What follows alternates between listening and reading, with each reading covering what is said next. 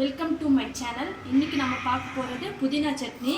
புதினா சட்னி வந்து தோசைக்கு இட்லிக்கெல்லாம் ரொம்ப நல்லாயிருக்கும். இன்றைக்கி நம்ம புதினா சட்னி எப்படி பண்ணலான்னு பார்க்கலாம். அதுக்கு தேவையான பொருட்கள்: ஒரு 4 ஸ்பூன் உளுந்து எடுத்து வச்சுருக்கேன். ஒரு 2 தேங்காய் துண்டை வந்து இது மாதிரி சின்ன சின்ன பீஸாக கட் பண்ணி வச்சுருக்கேன். ஒரு கோலி சைஸ் புளி எடுத்து வச்சுருக்கேன். சின்ன துண்டு இஞ்சியை இது மாதிரி சின்ன பீஸாக கட் பண்ணி வச்சுக்கோங்க. ஒரு பெரிய சைஸ் வெங்காயம், அதையும் இந்த சைஸில் கட் பண்ணி வச்சுக்கோங்க. ஏன்னா நம்ம இதெல்லாம் வதக்க போகிறதால கொஞ்சம் பெரிய சைஸாகவே இருந்தால் போதும். அதே மாதிரி ஒரு பெரிய தக்காளியை இந்த சைஸுக்கு கட் பண்ணி வச்சுருக்கேன். ஒரு சின்ன சைஸ் பச்சை மிளகாவை சின்ன துண்டாக கட் பண்ணி வச்சுக்கோங்க. ஒரு 10 பல் பூண்டு, அப்புறமா புதினாவை நான் ஆல்ரெடி எடுத்து வாஷ் பண்ணி வச்சுருக்கேன்.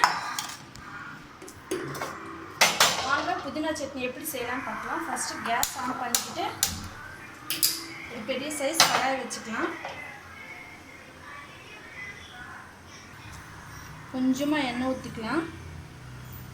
இப்போ நம்ம இந்த சொன்ன ஐட்டம் எல்லாம் நம்ம ஒன்றா வறுத்து எடுக்க போகிறோம். ஃபர்ஸ்ட் உளுத்தம்பருப்பு போட்டுக்கலாம். மெயினான விஷயம், எல்லாத்தையும் நம்ம தனித்தனியாக வறுத்து எடுக்கணும். அதுதான் இதில் ரொம்ப முக்கியமான விஷயம்.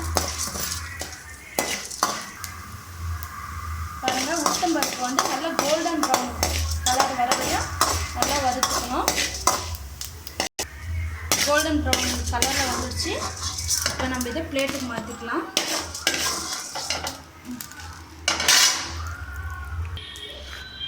உளுத்தம்பருப்புக்கு அடுத்தது தேங்காவை வறுத்துக்கணும்.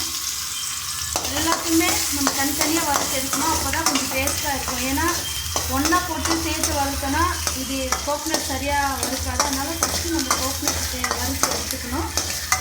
இதையும் கோல்டன் ப்ரௌன் கலரில் வறுத்து எடுத்துக்கணும். கோல்டன் ப்ரௌன் கலரில் வந்துடுச்சு. இதையும் நம்ம பிளேட்டுக்கு மாற்றிடலாம்.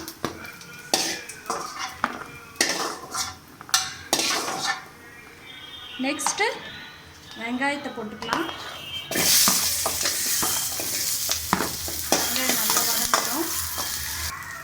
வெங்காயத்தையும் நல்லா கோல்டன் ப்ரௌன் கலரில் வறுத்துக்கோங்க.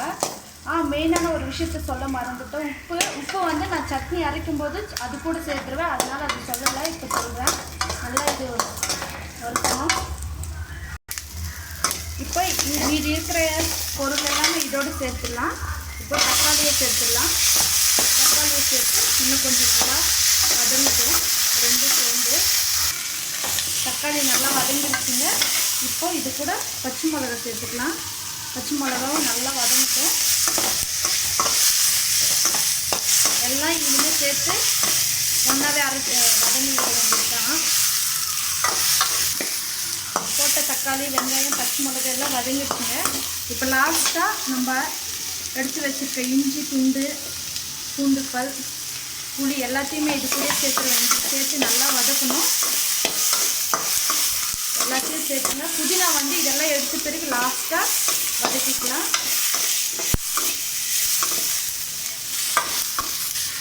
எல்லாம் நல்லா வதங்கிடுச்சு. இதை நம்ம பிளேட்டுக்கு மாற்றிக்கலாம்.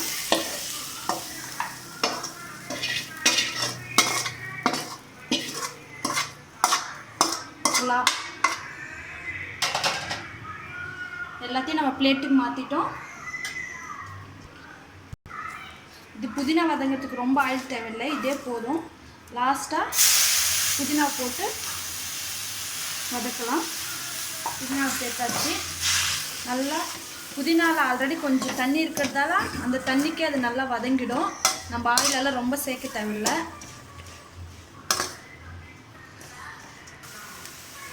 புதினா பாருங்கள் நல்லா வதங்கிடுச்சு.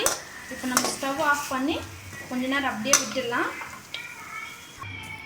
இப்போ சட்னி அரைக்கலாம். எல்லாத்தையுமே ஒன்றா போட்டுறாதீங்க, இது ரொம்ப முக்கியமான விஷயம். ஏன்னா தேங்காய், உளுத்தம்பருப்பெல்லாம் நல்லா அரைக்காது. அதனால் ஃபஸ்ட்டு தேங்காயையும் உளுத்தம்பருப்பையும் மட்டும் போட்டு அரைச்சிக்கோங்க. ஏன்னா மொத்தத்தையும் ஒன்றா போட்டுறாதீங்க, அப்புறம் உங்களுக்கு சரியாக வராது, டேஸ்ட் நல்லா வராது. ஃபஸ்ட்டு இது 2 மட்டும் போட்டு அரைச்சிக்கலாம். நம்ம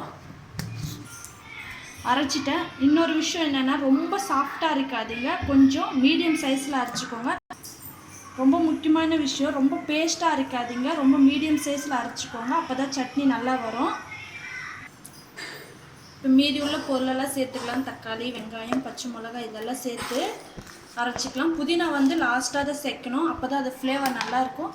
கொஞ்சமாக உங்களுக்கு தேவையான அளவு உப்பு சேர்த்துக்கோங்க. நான் ஒரு 2 ஸ்பூன் சேர்த்துக்கிறேன். உங்களுக்கு எவ்வளோ தேவையோ அவ்வளோ சேர்த்துக்கோங்க. இது மாதிரி அரைச்சிக்கோங்க. இப்போ நம்ம புதினா சேர்க்க போகிறோம் லாஸ்ட்டாக. பாருங்க, புதினா சேர்த்துட்டு ரொம்ப அரைக்காதுங்க, சும்மா ஒரு சுத்து அரைச்சா போதும். ரொம்ப பண்ணிங்கன்னா நல்லா இருக்காது. இது புதினா சேர்த்தாச்சு. இப்போ ஒரே ஒரு லைட்டாக அப்படி திருப்பிடுங்க, ஏன்னா ரொம்ப அரைச்சிங்கன்னா நல்லா இருக்காது, பேஸ்ட் மாதிரி இருந்தால். அரைச்சிட்டேன் புதினா சட்னி. பாருங்கள், இந்த சட்னியை வந்து நீங்கள் இட்லி, தோசை, சப்பாத்திக்கு, ரைஸ்க்கு எல்லாமே சாப்பிடலாம், ரொம்ப நல்லாயிருக்கும். இப்போ நான் தாளிக்க மாட்டேன், ஏன்னா நான் ஆல்ரெடி வறுத்ததால் தாளிக்க மாட்டேன். உங்களுக்கு வேணும்னா நீங்கள் தாளிச்சிக்கோங்க. இந்த வீடியோ உங்களுக்கு பிடிச்சிருந்தா லைக் பண்ணுங்கள், ஷேர் பண்ணுங்கள், கமெண்ட் பண்ணுங்கள், சப்ஸ்கிரைப் பண்ணுங்கள். தேங்க்ஸ் ஃபார் வாட்சிங்.